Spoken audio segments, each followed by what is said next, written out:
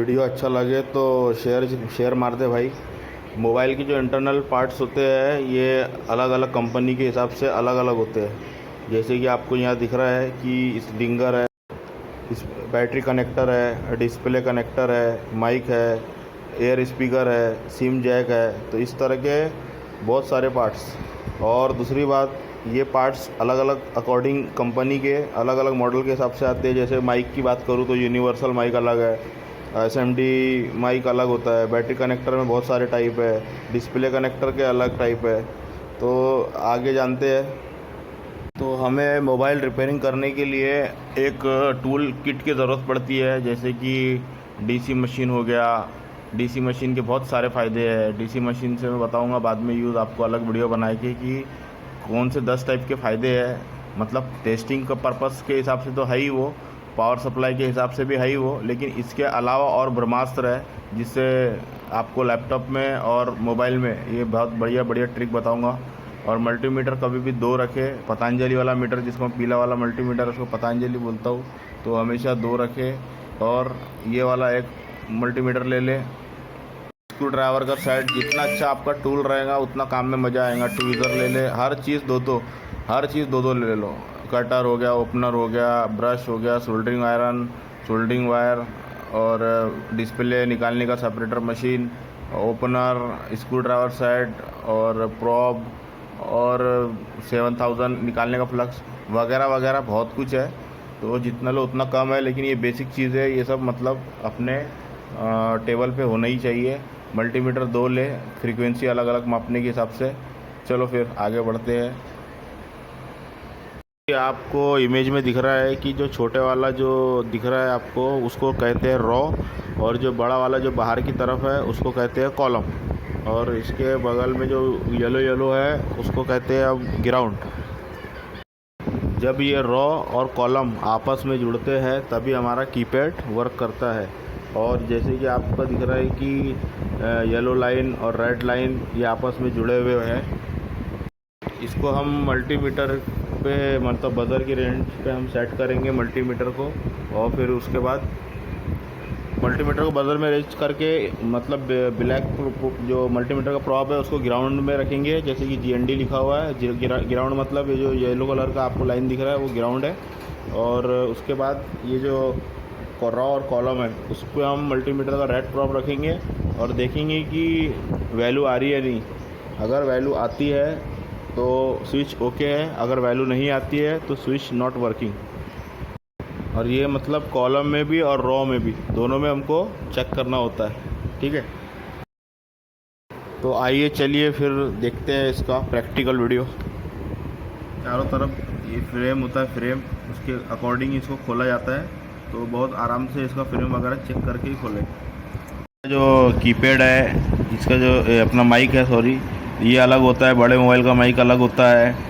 और इसको खोलने का चाइना मोबाइल का स्क्रू ड्राइवर अलग होता है, नोकिया के लिए अलग होता है। तो मोस्ट ऑफ द केस तो सब स्क्रू ड्राइवर लग जाते हैं, लेकिन कुछ कुछ सेटों में स्क्रू ड्राइवर अलग अलग होता है। और स्क्रू ड्राइवर कुछ कुछ हिडन भी होते हैं और कुछ कुछ आपको अपने आंखों से आसानी से दिख जाते हैं। तो बहुत ही आराम से आपको ओपन करना पड़ता है कि टूटने का ख्याल रखना होता है। ठीक है, हमको ये की को प्रेस करने का काम आता है। और ये जो लोहे का दिख रहा है, ये डम, ये लोहे का जो डम दिख रहा है। और एक इंटरनल जो है वो रॉ कहलाता है। ये जो इंटरनल है जो बीच में ये वाला, ये रॉ कहलाएगा, और इसके बाहर वाला कॉलम कहलाएगा। ठीक है, ये है हमारा मल्टीमीटर। और ये जो होता है ये DC का पॉइंट होता है, और ये बज़र का पॉइंट होता है, ये AC का पॉइंट होता है। खैर वो मल्टीमीटर का तो बात अलग है। अभी हम बज़र की बात करें तो बज़र की बात करेंगे, मल्टीमीटर के लिए एक अलग से वीडियो बनेगा बाद में। ये हम इसको बज़र की रेंज में सेट किए। बज़र की रेंज में सेट करने के बाद ये जो हमारा प्रॉब होता है, ये इस तरह का ही नीडल लेना चाहिए। ये बारीक होता है और अच्छा होता। तो ये रेड कलर का जो हमारा प्लस के लिए होता है, और ब्लैक कलर का हमारा माइनस के लिए होता है। तो अभी हम बताते हैं आपको वर्किंग में है या नहीं है। इसको टेस्ट करने के लिए ये देखो, ये इस तरह से करेंगे तो मल्टीमीटर आवाज़ भी कर रहा है, बीप भी कर रहा है। इसका मतलब मल्टीमीटर इज ओके। तो मल्टीमीटर का जो प्रॉब है, मल्टीमीटर के प्रॉब को जब भी हम बजर की रेंज में लगाएंगे तो इस तरह से बीप करना चाहिए। That means multimeter is okay. ठीक है। अब इसके बाद क्या करना है, बजर की रेंज हमारी इस तरह होती है, बजर की रेंज। तो देखिए ये जो हमारा जितना भी पीसीबी के ऊपर में गोल्डन कलर का आपको दिख रहा है, इसको हम ग्राउंड कहते हैं, GND। और इसका सिंबल वगैरह कुछ सिंबल, खैर मैं आपको सिंबल के बारे में बाद में बता दूंगा। इसके दो टाइप के सिंबल होते हैं डायग्राम पर, वैसे इसकी ज़रूरत नहीं पड़ेगी आपको। तो ये भी ग्राउंड है, ये भी ग्राउंड है, ये भी ग्राउंड है, ये भी ग्राउंड है। तो हमको क्या करना है, ब्लैक प्रॉब हमेशा ग्राउंड पर रखा जाता है, तो हम इसको लगा देते हैं यहाँ पर। और यहाँ पर लगाने के बाद मल्टीमीटर की जो रेंज है हमारी वो बजर मोड में रहेंगी। और ये जो हमारा स्विच है, इसके अंदर में जैसे कि मैंने आपको कॉलम और रो बताया, जैसे कि मैंने आपको कॉलम और रो बताया था, तो ये कॉलम जो रहेगा हमारा, ये देखिए यहाँ पर रीडिंग आ रही है मल्टीमीटर पे रीडिंग आ रही है। अब मैं ये प्रॉप को वापस दूसरी जगह शिफ्ट कर रहा हूँ। देखो इंटरनल में भी रीडिंग आ रही है। दैट मीन्स ये हमारा स्विच वर्किंग में है। अगर यहाँ पर कॉलम पे और रॉ पर रीडिंग ना आए तो समझ जाना कि ये स्विच हमारा ख़राब है। तो हम इसको क्या करेंगे, क्लीन करेंगे। क्लीन किससे करेंगे, एक ऑन आता है उससे करिए, या फिर पेट्रोल पे बेस्ट सॉल्यूशन है। और जब भी कभी कभी क्या होता है कि हमारा स्विच वर्किंग है फिर भी हमारा कीपैड काम नहीं करता है, तो ये हमारा जो पट्टा है कभी कभी ये ख़राब होता है। तो जब भी वर्किंग हमारा करे, ये भी जब चेंज करे, तो इसको प्रॉपर ये जो लॉक लगे हुए हैं यहाँ पे, इसके हिसाब से ही लगाना है इसको, क्योंकि ये अगर नहीं लगाएंगे आप तो फिर भी हमारा स्विच काम नहीं करता। तो इस तरह से पेट्रोल से क्लीनिंग करके हो जाता है ये। और अब पंगा होता क्या है कि ये स्विच का कोई 2 की काम नहीं करता, कभी 5 की काम नहीं करता, या फिर बहुत सारे की काम नहीं करते। तो उस टाइम पे जैसा रॉ काम नहीं कर रहा, कॉलम काम नहीं कर रहा, तो हमको जंपर करना पड़ता है। और जंपर जो दिख रहा है आपको लाइनिंग, ये लाइनिंग इस तरह आपको दिखेंगी नहीं। तो ये लाइनिंग को हमको कुछ ट्रैक में तो दिख जाती है, कोई पीसीबी में, लेकिन कुछ पीसीबी में ये जो लाइनिंग, जो येलो कलर रेड कलर की लाइनिंग दिख रही है आपको ट्रैक, ये आपको नहीं मिलेगा। तो इसके लिए आपको डायग्राम डाउनलोड करना पड़ता है। उसके बारे में एक अलग वीडियो बनाऊंगा, डायग्राम का कैसा स्कीमेटिक वगैरह होता है। अगर डायग्राम का गूगल पे अगर जुगाड़ हो गया तो आप देख के उसको फाइंड करके ठोक सकते हैं जंपर वहाँ पर, और आपका स्विच रेडी हो जाए। बट ये जंपर लगाना वो भी महाभारत है एक।